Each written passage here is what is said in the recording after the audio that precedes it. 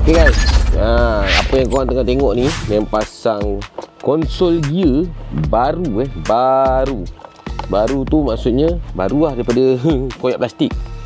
So ni bawah ni tetap lama, atas ni baru guys. So ni dah lama gila simpan benda ni, dengan cover shifter ni. Barang ni semua name order dekat Jackpot Store, Abang Arin daripada JB. So ni kita ambil MR punya baru, kita letak sini. So kenapa kita buat kereta ni baru, sebab Nim tak pernah ada kereta yang ada barang-barang baru.